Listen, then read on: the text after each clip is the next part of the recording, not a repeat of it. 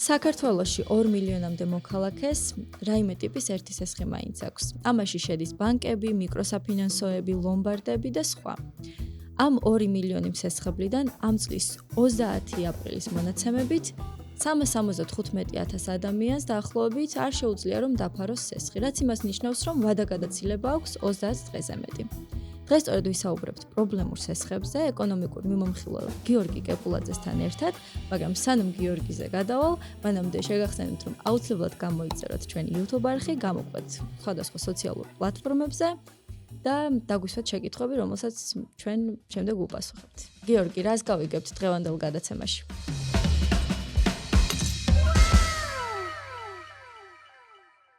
დღეს ვისაუბრებთ პრობლემურ სესხებზე, როგორ მართოთ, რა უნდა გავაკეთოთ, როცა ვთქვათ, ვეღარ ვიხდით სესხს, ასევე შევეხებით ცოტა საკრედიტო ისტორიას, ასევე პრობლემური სესხების ამომღებ კომპანიებს ეგრეთ წოდებულს და ასევე სესხის ხანდაზმულობის ვადაზე, რომელზეც ძალიან ბევრი მითია გავრცელებული და შევეცდებით, რომ დავაზუსტოთ კონკრეტულად რას გულისხმობს სესხის ხანდაზმულობის ვადა. ეს არის დღევანდელი ჩვენი თემები. პირველ რიგში ამ მონაცემებით დავიწყოთ, გიორგი, 375,000 ადამიანი არის ისეთი დღეს, ვინც კრედიტს ვერ იხდის, რაც მოსახლეობის 10%-ია და რამდენად საგანგაშოა ეს ციფრი? ხო, საგანგაშოა შეიძლება ითქვას, ანუ რეალურად რო შევხედოთ 2 მილიონი სესხები, სადაც ყოველი მეხუთე ადამიანი, ვისაც სესხი აქვს, ვერ იხდის, ხო? და შეიძლება ქონდეს ერთი ან რამდენიმე ვალდებულება თან ამ ადამიანებს. ეს ნიშნავს იმას, რომ ხშირ შემთხვევაში ადამიანები ვერ უძლებენ ამ ვალის ტვირს, რასაც იღებენ, ან თვითონ ვერ თვლიან საკუთარ შესაძლებლობებს, ან საკრედიტო ინსტიტუტი, ვინც მათ სესხს აძლევს, არ ამოწმებს მათ საკრედიტო ისტორიას და ფინანსურ შესაძლებლობებს.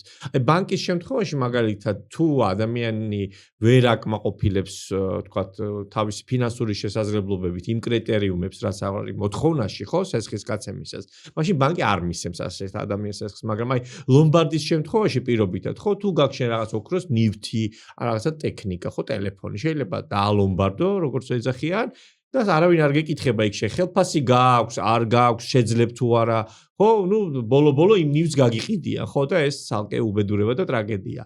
და ამიტომ როგორც წესი აი ამ 375,000 მსესხებლიდან ძალიან დიდი წილი მოდის არასაბანკო საკრედიტო ინსტიტუტებზე, ანუ იგივე ლომბარდებზე და ნაწილი მიკროსაფინანსო ორგანიზაციებზე და სხვა ტიპის სესხებზე, არასაბანკო სესხებზე. ბანკების შემთხვევაში ეს არის სადღაც საშუალოდ 1-2% უმოქმედო სესხები, ასე დავარქვათ, როდესაც ვერ ახერხებენ სესხებლები, იმიტომ რომ ძალიან ბევრი მექანიზმია, როგორ უნდა იმოქმედოს, თქვათ, ბანკმა იმ შემთხვევაში, თუ თქვათ, სესხი გახდება პრობლემური. ამიტომ ძალიან მნიშვნელოვანია, რომ სანამ სესხს გასცემს საკრედიტო ინსტიტუტი, ხო, შეამოწმოს სესხებლის ფინანსური შესაძლებლობა. კარგი, მოდი ახლა კარგად აუხსნათ მაყურებელს, როგორ უნდა მოიქცნენ, როცა ვერ ახერხებენ სესხის გადახდას. ხო, ნუ დავიწყოთ იმით, რომ პირველ რიგში სანამ ავიღებთ სესხს, ხო? ანუ იქამდე სანამ მივალთ, რომ ვერ გადავიხადე და პრობლემა მაქვს, უნდა დავიწყოთ იმით, რომ წინასწარ კარგად გავთვალოთ ჩვენი შესაძლებლობები, რა ტიპის სესხი გვჭირდება თუ არა ეს სესხი, რა ვადით უნდა ავიღოთ, ჩვენი შემოსავალი როგორ ეწევა ამ ყოველთვიურ გაზრდილ ხარჯს შემდეგ, ხო? და ამ ყველაფრის გათვალისწინებით ავიღოთ სესხი, იმიტომ რომ თუ თქვათ ჩვენ არ გავთვლით საკუთარ შესაძლებლობებს, შესაძლებელია რომ ძალიან მალე აღმოჩნდეთ, ხო, პრობლემის ქვეშ, მაგრამ ნუ შეიძლება ყველაფერი ძალიან კარგად დათვალო, ბიუჯეტის გაანაწილო, მაგრამ ნუ ცხოვრება ამ ქვეყანაში მით უმეტეს ხდება ხოლმე და ადამიანები რჩებიან შემოსავლის გარეშე, სამსახურის გარეშე, რაც ნიშნავს იმას, რომ ისინი შეიძლება ვეღარ ახერხებდნენ იმ წარმატებით, იმ ხარჯებთან გამკლავებას, რაც ყოველთვიურად მათ აქვთ, ხო? ეს ხარჯი არ არის, ხო, მხოლოდ სესხი, სხვა ხარჯებიც გვაქვს ადამიანებს ცხოვრებაში და პლუს ამაზე დამატებული ის, რომ შენ სესხი გაქვს, როდესაც უმუშევარი ჩემია რაღაცა შემოსავალი ქონდა, გიმცირდება, ან საერთოდ ქრება ეს შემოსავალი თავისთავად, ეს შეეხება უკვე სესხის ხარჯებსაც. როდესაც ასეთი ფაქტის წინაშე ვდგებით, ჩვენ არ უნდა დაველოდოთ იმას, რომ აი, ეხლა მოდი ამ თვეში ვერ გადავიხდი და მერე იქნება რაღაცა იყოს. ჯობია რომ ჩვენ თვითონ მივმართოთ, თქვათ, ბანკს, ან საფინანსო ინსტიტუტს, საიდანაც სესხი გვაქვს აღებული, რომ ვერ ახერხებთ სესხის გადახდას, რომ უკვე ხო იცით, რომ შემოსავლის გარეშე დარჩით, რომ თქვა, აი 25-ში რომ გადახდა გიწევს 25 რიცხვში, ხო, რომ ამ დღისთვის სავარაუდოდ ამ თანხას ვერ შეკრავთ, ხო? ვერც ვერ აღარავისგან ისესხებთ, თქვა, დროებით ასე შემდეგ. ამიტომ ჯობია რომ ჩვენ თვითონ მივიდეთ, ანუ დამალვა პრობლემის და ბანკისგან დამალვა არის ყველაზე არასწორი ნაბიჯი. იმიტომ ხა წარმოიდგინეთ, რომ მეორე მხარესაც ხო არის ინსტიტუტი და მეორე მხარეს არის პლუს ადამიანი, ხო, კრედიტ ოფიცერი, რომელსაც გასცა სესხი და რომელიც ხედავს, რომ ურეკავს, თქვა, სესხებელს, რომელსაც დავალიანება აქვს, ტელეფონი გამორთული აქვს, არ პასუხობს, ან რა ვიცი, ხო, საერთოდ და იმალება, ასე ვთქვა, ხო? ამ შემთხვევაში, რა თქმა უნდა, საფინანსო ინსტიტუტის უფრო მკაცრ ნაბიჯებს გადადგამს და ნაკლებად გაითვალისწინებს გარკვეულ აი ადამიანურ და მორალურ მომენტებს, იურიდიულზე რო არაფერი ვთქვა, ხო? შესაბამისად, გამოსავალი არ არის დამალვა. ყველაზე სწორია, რომ ჩვენ თვითონ უთხრათ, რომ აი რაღაცა დროები დავკარგე სამსახურიან შემოსავალი, რაღაც პრობლემა შემექმნა, იქნებ რაღაც გზა გამოუძებნოთ. საფინანსო ინსტიტუტი, განსაკუთრებით ვთქვათ, კომერციული ბანკი იქნება ეს მიკროსაფინანსო ორგანიზაცია, ის აუცილებლად შეეცდება, რომ როგორმე აი ეს პრობლემა გადაჭრას, ხო? გასაგებია მან შეიძლება მოგთხოვოთ, რომ იქნება როგორმე მოახერხოთ და დაფაროთ, მაგრამ თუ ვერ ახერხებთ ამაში დაარწმუნებთ და თქვენ სიმართლეში ასე ვთქვათ დაარწმუნებთ, ხო? ის შეიძლება რომ გაგიკეთოთ მაგალითად სესხის რესტრუქტურიზაცია. რესტრუქტურიზაცია რას ნიშნავს, ხო? შეიძლება რაღაც პერიოდი ეს გადახდა გაყინოს, ვთქვათ 3 თვის ვადით, აი კოვიდის დროს როგორც გადაავადეს გადახდები, ხო? შეიძლება ეს ინდივიდუალურად ყოველთვის შეუძლია ბანკს ამის გაკეთება. ასევე შეუძლია რომ დააგრძელოს სესხის ვადა, რაც ნიშნავს რომ ყოველთვიური გადასახდელი შემცირდეს და უფრო გავწუდეთ იმ ვთქვათ შემცირებულ გადასახადს, ვიდრე მანამდე იქნებოდით, რა მდგომარეობაშიც ვიქნებოდით. შესაბამისად, ამიტომ აი დიალოგი, კომუნიკაცია არის ყოველთვის გამოსავალი, სესხების გაერთიანება, ვთქვათ, შეიძლება რამდენიმე პარალელური სესხი გვაქვს, რომელშიც ერთიანად რო შევკრიბოთ, საკმაოდ ბევრი გადახდა გამოგვდის და ერთი სესხი რო ავიღოთ ამ ყველა, ვთქვათ, 3-4 სესხის ნაცვლად, შეიძლება საშუალო საპროცენტო განაკვეთი უფრო ნაკლები გამოგვივიდეს. და უფრო ნაკლების გადახდაც მოგვიწევს. ამიტომ სანამ გაპრობლემდება და საკრედიტო ისტორიაც გაგვიფუჭდება და ბანკისთვისაც უკვე ჩვენ წარმოიდგინეთ, რომ ვართ უკვე ცუდი გადამხდელი, ასე ვთქვათ, ხო? რაღაცა პრობლემა შეგვექვა, ერთი თვე მით უმეტეს ამას თუ შემდეგი ვერ გადახდები მოხვა, ხო? თავისთავად, რა თქმა უნდა, ბანკის რეაქცია უფრო მკაცრია. ან მე რაღაცა სხვა ბანკში რო სესხის აღება გვინდოდეს და გადაფარო და რაღაცა ამაზეც პრობლემები გვექნება, ამიტომ გამოსავალი ამ შემთხვევაში, რა თქმა უნდა, არის ის, რომ ჩვენ დროულად ვიზრუნოთ იმაზე, რომ შემოსავალი გქონდეს, რომ გადავიხადოთ ეს სესხი, სხვა გზა უბრალოდ არ არსებობს, მაგრამ ნუ დაველოდებით იმას, რომ რაღაცა რა ქვია, ყველა ამას გვაპატიებს ჩვენ სამწუხაროდ, ხო, ხელშეკრულებაში არის პირობები, რომელიც ითვალისწინებს გარკვეულ სანქციებს, ასე და ჯარიმებს ჩვენი სესხის ვერ გადახდის შემთხვევაში. და რა ხდება იმაში, როდესაც ვერ ვიხდით სესხს? სანამ ამ კითხვაზე უპასუხებ, გამოიწერეთ 64-ის YouTube გვერდი, ვინც ხართ ჩვენი გამომწერები, კიდე მოიწონეთ ეს ვიდეო, გაუზიარეთ თქვენს მეგობრებს აჩვენეთ და გამოყვებით სოციალური მედიის სხვა პლატფორმებზე, რა თქმა უნდა, პროექტ 64-ის. ხო, რაც შეეხება, ანუ გამოუვალია, ხო, შეიძლება იყოს სიტუაცია, როდესაც, რა ვიცი, არ ჭრის უკვე ეს არის რესტრუქტურიზაცია, არაფერი, ხო? ამ შემთხვევაში ჩვენ თავიდანვე, ანუ სესხს მავიღებ, ზუსტად ნოვიცოდეთ რა გველოდება. ანუ ზოგადად ადამიანები ხშირად უდგები საკითხს, რომ ну არა იქ რო წერია რაღაცა ჯარიმა და შეიძლება უზრუნველყოფაში ჩადებული უძრავი ქონების რეალიზაცია მოყო, მე ეს არ დამემართება. შეიძლება ესე მიუდგეთ საკითხს, მაგრამ ასე ნუ ვიფიქრებ. ყველაზე ცუდი სცენარი გავთვალოთ ზოგადად, ხო? ანუ რისკი არის ყოველთვის ფინანსებთან დაკავშირებული, ხო? ანუ ფულს როცა სესხულობთ, გარკვეული რისკი ყოველთვის ახავს. ყველა ნაბის ახავს გარკვეული რისკი, ხო? აი ეს რისკი თავიდანვე უნდა გავიაზროთ, რა შეიძლება მოხდეს.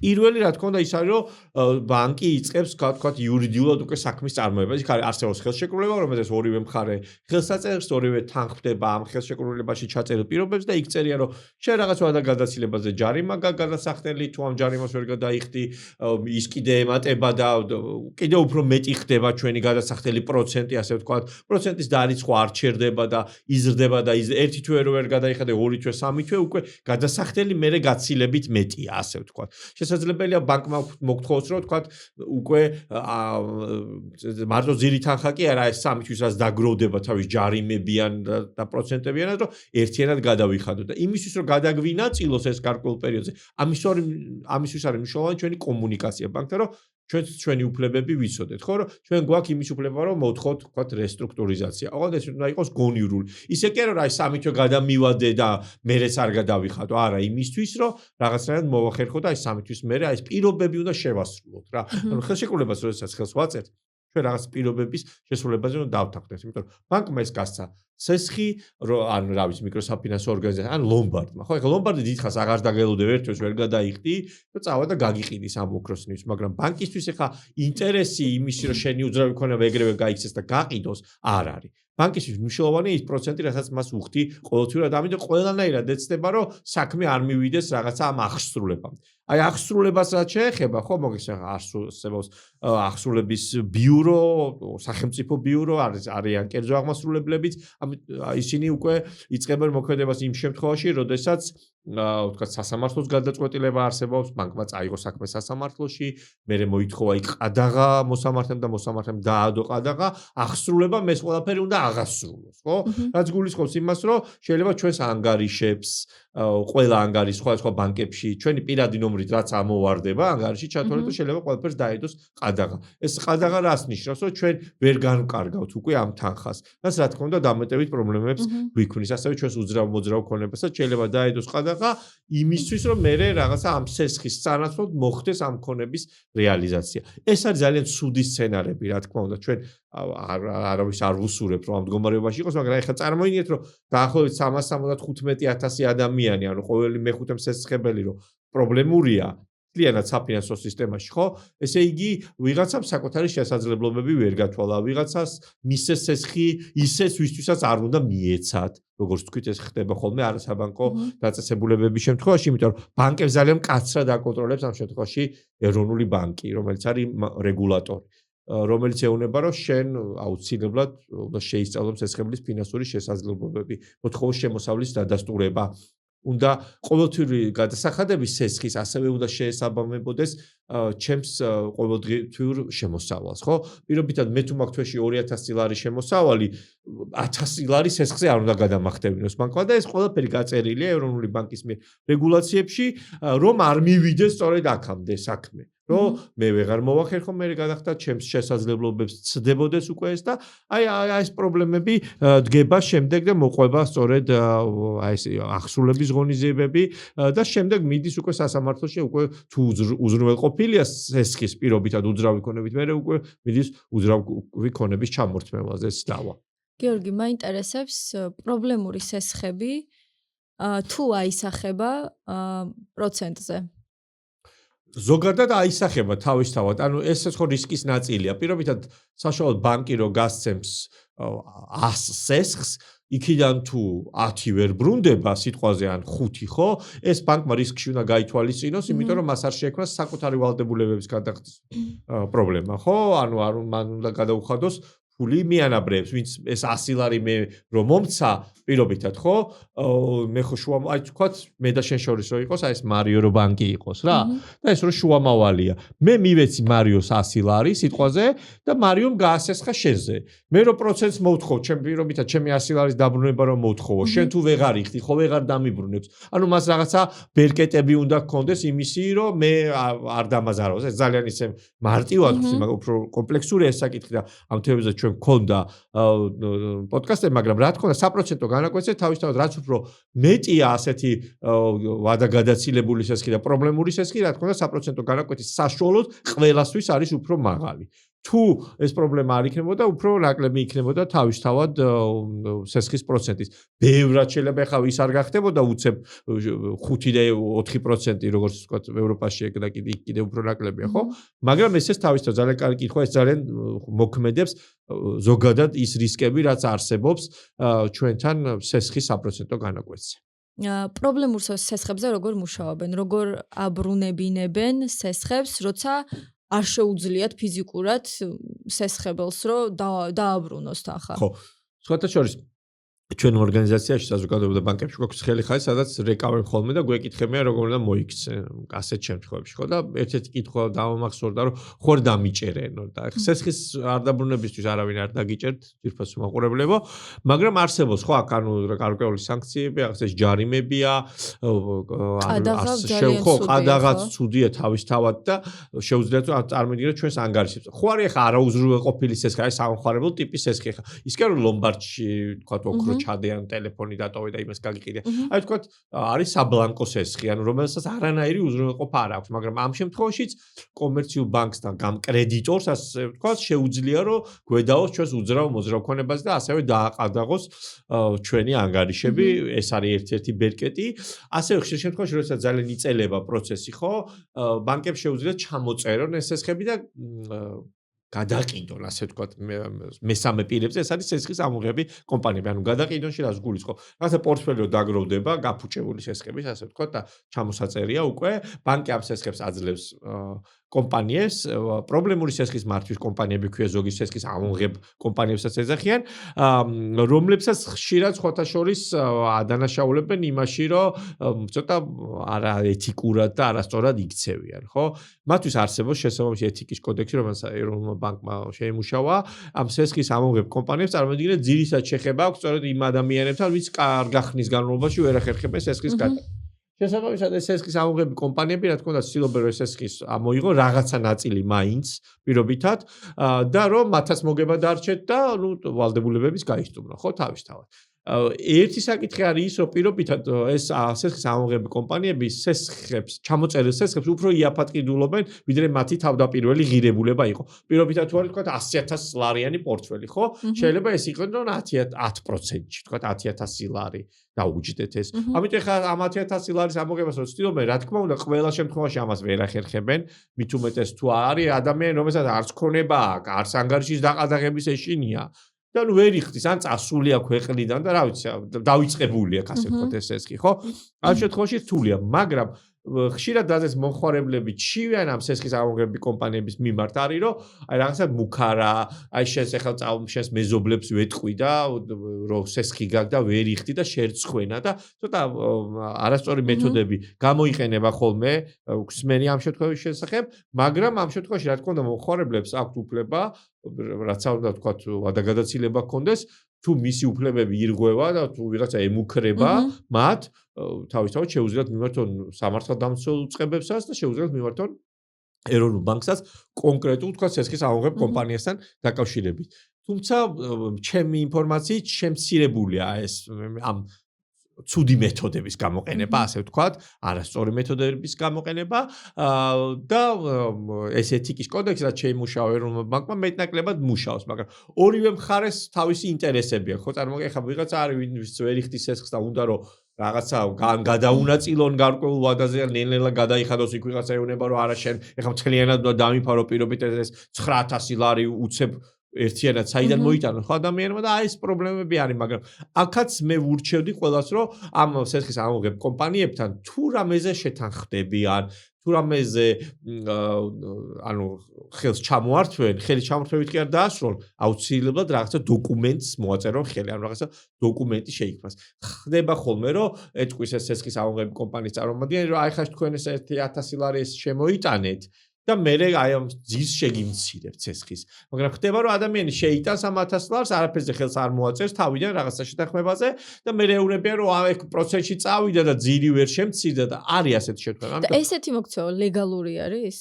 იცით რა არის, თუ შენ ლეგალურად, ანუ ხელს თუ არ აწერინებ და არ აწერ რაღაცაზე, ხო?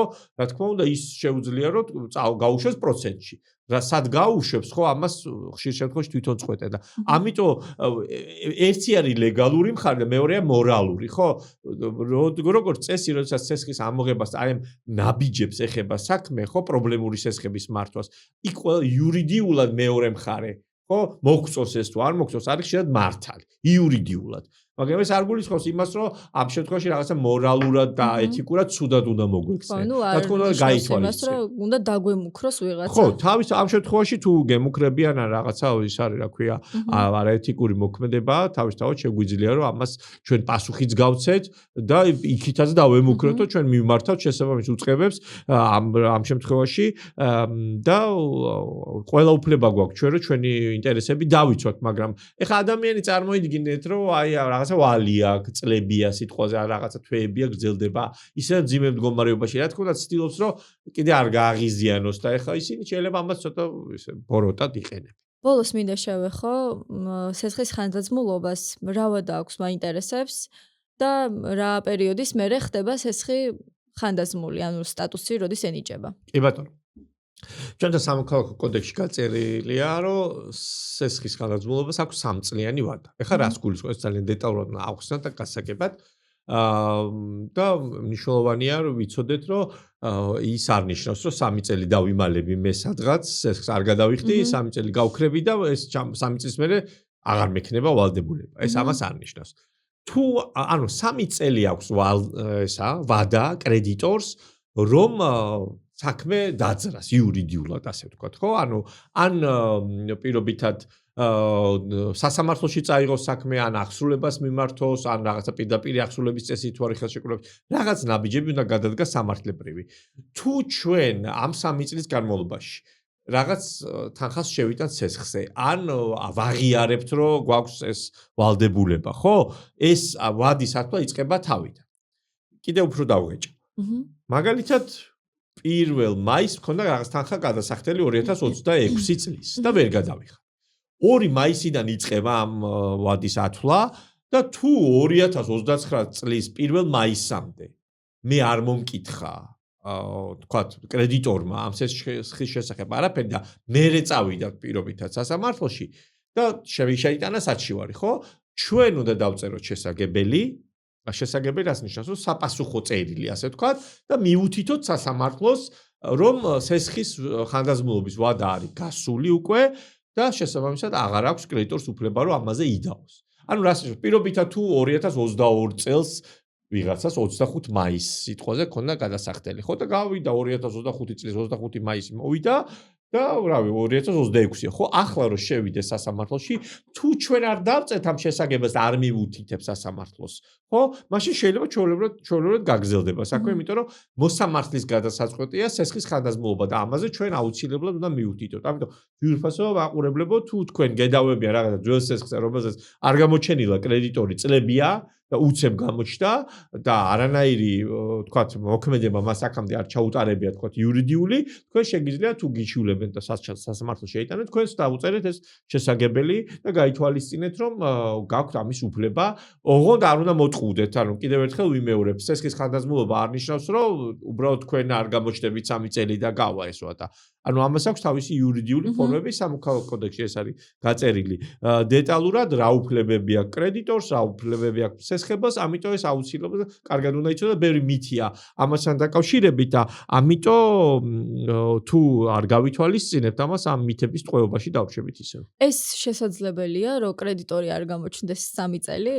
იყო გარკვეული შემთხვევები, მაგალითად რომ რაღაც შეიძლება პატარა თანხაზე აპატიეს არ ქვია, ნუ ჩამოწერეს და აღარ იდავეს დიდად და მერე შეიძლება კაი პირობითად აი მერე ამ სესხის ამომღებ კომპანიაზე თუ გადაყიდის და ჩამოწერს ბანკი პირობითად ამ ვალდებულებას და სესხის ამომღები კომპანია უკვე გვიან მიადგება, ხო? როგორც წესი ისინი ცდილობენ რომ სანამ ეს ხანდაზმულობის ვადა გავა, რაღაცა მოქმედება იყოს, ანუ ან ფული შეატანინონ ცოტა ანგარიშს, სესხის ანგარიშს გულისხმობ, ან წერილობით მიიღონ აღიარება, რომ კი ვადასტურებ რომ მე მაქვს ვალდებულება და ამ შემთხვევაში თავიდან იწყება ამ ვადის ათვლა. ამიტომ ეს მნიშვნელოვანია რომ ვიცოდეთ რა უნდა გავითვალისწინოთ, როდესაც სესხის ხანდაზმულობას ეხება საქმე. და ბოლო კითხვა მაქვს და მე შეჯამებაზე გადავიდეთ, რჩება თუ არა ხანდაზმულობის სტატუსის მქონე სესხი საკრედიტო ისტორიაში?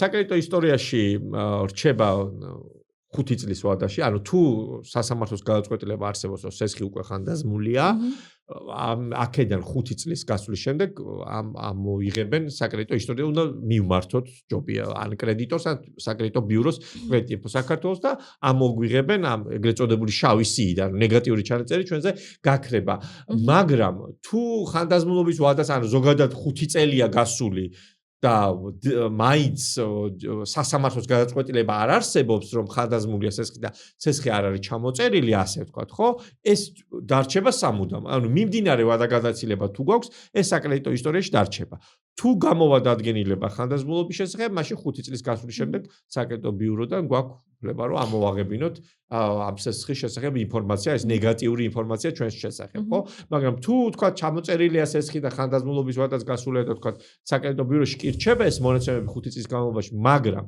შესაძლებელია რომ თქვა ახალი სესხის აღება რომ დაგჭირდეს თუ დავარწმუნებს ჩვენ სესხის გამცემს რომ ჩვენ ისევ არ დავარღვევთ პირობებს და შევძლებთ რეალურად სესხის დაფარვას ამ შემთხვევაში ახალი სესხის აღებაც შეგვეძლება მიუხედავად იმისა ეს 5 წლიანი ვადა გასულია თუ არა ამიტომ ესეც უნდა გაითვალისწინოთ ანუ ყველა ვარიანტში უნდა ხანდაზმულობის ვადა გასული იყოს და ჩვენ უნდა გქონდეს დაწერილი ის რაღაც განცხადება შესაგებელი კი ასე ქვია ანუ სასამართლოს გადაწყვეტილება უნდა არსებობდეს სესხის ხანდაზმულობასთან დაკავშირებით თუ არ არსებობს ასეთი გადაწყვეტილება თავისთავად არავის დაისიზრება რომ გასულია ვადა და სულ რომ 3 წელი და 5 წელი არავინ მოგვაკითხოს თუ ეს სესხი ჩამოწერილი არ არის და ჩვენ ეს შესაგებელი არ გვაქვს დაწერილი და სასამართლოს დადგენილება თუ არ არის გაკეთებული ისე გვეწერება სულ ისტორიაში გვაქვს ეს ისტორიაში გვეწერება და ხო ნუ და ვალდებულებაც სულ გვექნება შეუძლია გვიჩივლოს თქვა შემდეგ უკვე განაგრძოს დავა ასე ვთქვა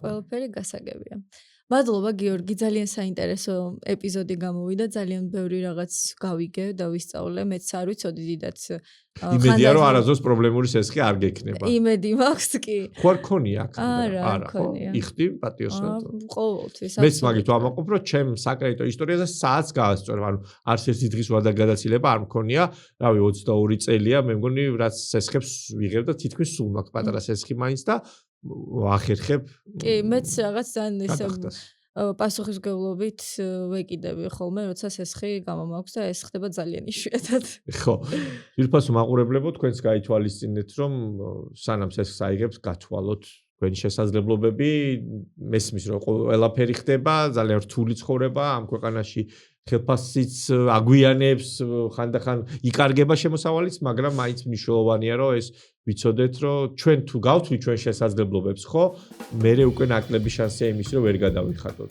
და ბოლოს გეტყვით რომ უნდა გამოგვიწეროთ 64-ის YouTube არხი გამოყვეს სხვა სოციალურ პლატფორმებზე ეს იყო მე-11 ეპიზოდი უკვე მე-3 სეზონის რომელიც ეხება პრობლემურ სესხებს იმედია ბევრი საინტერესო ინფორმაცია გაიგეთ ჩვენი მხარდამჭერია TBC და ჩვენ მოვალ შეხვედრამდე გეშვიდობებით აბა კარგი